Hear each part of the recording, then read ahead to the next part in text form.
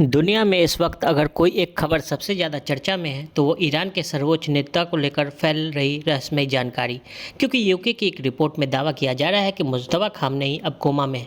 लेकिन सच क्या है, या फिर यह सिर्फ एक रणनीति का हिस्सा है? हाल ही में अमेरिका और इसराइल की तरफ से ईरान पर कई बड़े हमले किए गए। इन हमलों के बाद अचानक दुनिया भर के मीडिया में एक खबर फैलने लगी कि ईरान के सर्वोच्च नेता खामनेई की मौत हो चुकी है। लेकिन अब कहानी में दूसरा नाम आता है मुज्तबा खामनेई का।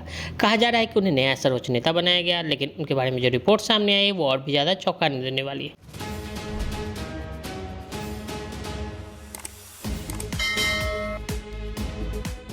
कुछ खुफिया रिपोर्ट में दावा किया जा रहा है कि मुज्तबा खामनेई गंभीर रूप से घायल है और कोमा में उनका इलाज चल रहा है। यहाँ तक कि कहा जा रहा है कि वो अचेत अवस्था में है, किसी भी फैसले लेने की स्थिति में नहीं है।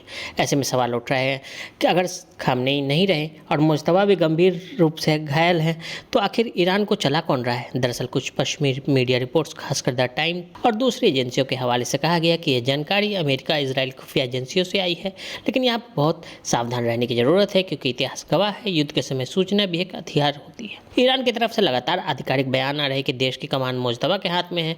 ऐसे में अगर मुज्तबा खामनेई के साथ कुछ गलत होता है तो इस बड़ी खबर को छुपाना लगभग नामुमकिन होता है। दूसरा संकेत, ईरानी सरकारी मीडिया लगातार उनके नाम से संदेश जारी कर रहा है। अब यहाँ दो संभावनाएं हैं, या तो वो संदेश पहले से रिकॉर्ड किया गया है या फिर खामनेई सच में कोमा में है लेकिन सामने नहीं आ रहे हैं। इसका जवाब छुपा है रणनीति में। देखिए, जब भी कोई देश युद्ध की स्थिति में होता है तो अपने सबसे बड़े नेता को सार्वजनिक रूप से सामने नहीं लाता, क्योंकि दुश्मन उसकी लोकेशन ट्रैक न कर सके। यानी मुज्तबा खामनेई का गायब होना उनके सुरक्षा की रणनीति भी हो सकती है। अगर आप भी लेना चाहते हैं देश दुनिया की तमाम जानकारी तो आज ही सब्सक्राइब करें हमारे चैनल को। साथ ही नीचे दिए बेल आइकन को जरूर दबाएं ताकि हर अपडेट आप तक पहुंच सके।